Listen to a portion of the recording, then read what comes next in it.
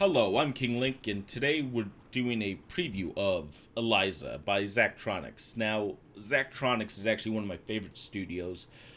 Admittedly, my favorite studio that I really think might be only my choice. I know there's some other fans of them out there, but they make programming video games like TIS 100, Space Chem, Shenzhen IO, Infinity Factory.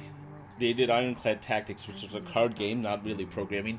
Then they did Magnum Opus and Exapunks. Yes, that was the full list. I think I might have missed one, but the fact is, this is what this company has made. They actually made some programming Flash games as well. The fact is, right now, Eliza, it's not a programming game. It's actually a visual novel where you're actually just kind of, it's almost a storybook. If you've never played a visual novel, I don't know the best way to tell you, but it's mostly just telling a story, not really doing much more. With that said, though, it's interesting. Now, I don't want to go too far into the history of the name, but Eliza is actually the creation of it was in the 60s, the name at least, where they were trying to make a computer program replicate human speech and not fool people necessarily, but at least make you think that you're talking to a real person. Didn't work well. It was the 60s. I've seen basic versions of it in the 80s, 90s. It really hasn't worked. I mean, we've seen Chatbot. Chatbot is just an upgraded version of Eliza. That hasn't fooled anyone. Ultimately, we aren't at the level of technology, so I think this game is actually set a little bit into the future, but the idea is that we now have the Eliza program that's actually acting as a therapist to people. The fact that they chose Eliza excited me as a programmer because I'm like, I know that reference. I don't know how it's going to really pan out, but it's clear that that reference is intentional. The game itself is you're playing a woman who's starting her first day at a job. You basically go in, you had an orientation previously in the game. You meet your supervisor essentially and just talk to her quickly. Then you go in for your first your first session. Now, your job is as a proxy or a surrogate for Eliza. It sounds like people don't like talking to computers, which, okay, some people don't. I would have loved it. But the computer is essentially telling the surrogate what to say. As a surrogate, you're not allowed to deviate from your script. And I'll try to get this on screen at least at some point. The idea, though, is the entire session is interesting with how they do it. They actually are clever with it. Normally you have two options that really don't make a big difference so far in the game. Like if someone says not to deviate from the script, you can say I know or I definitely will. It doesn't make a big difference. However, in the sessions you're given one option. There is some interactivity of you touching those buttons, like saying hello, my name is Eliza, or hello, my name is whatever. I forget exactly how that line starts, but the idea of it is interesting. Like, you have lost a little bit of control in the game.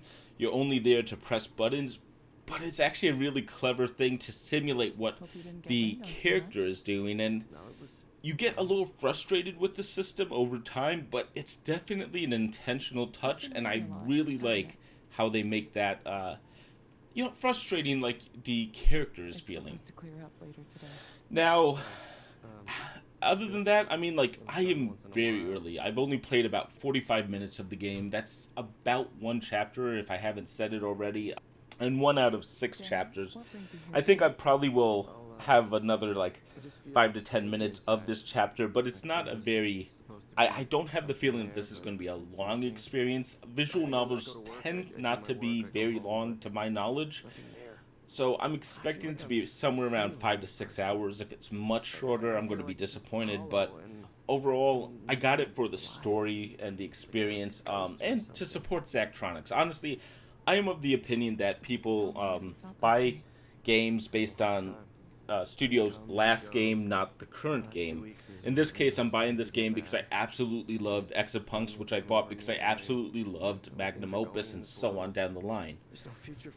In this case, though, it's different. It's not what I would have expected. I knew they were doing a visual novel. I was excited to see how they handled it. So far, so good, and I'm definitely interested in seeing more. There's like little cracks in the game right now that show me that there's more story here than I expect. Obviously there has to be, but I'm very curious where they're going to go with this. What they want to say about the Eliza program that they have, or the idea that computers can be psychiatrists, or just anything really, because there's a lot in this game that could be talked about. Overall, though, yeah, I don't know what else to say about this game. There's not much more that's in the game. There's a little solitaire program that's like Zacktronics specialty. It's based on free cell, but it's not really. It's mostly just stack four in a row, and you can win the game that way. I honestly, that's about it. I'm definitely interested in playing more. I'm probably going to play a bunch more tonight. I will try to get a review out shortly. Do have two things on the back burner before it, but I will definitely be working for this one.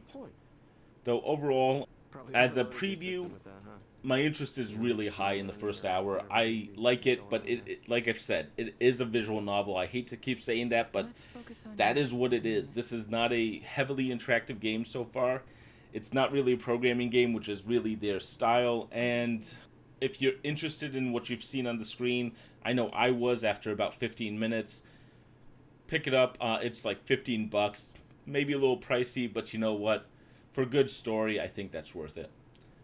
Until then, guys, I'm King Link, and thank you very much for watching.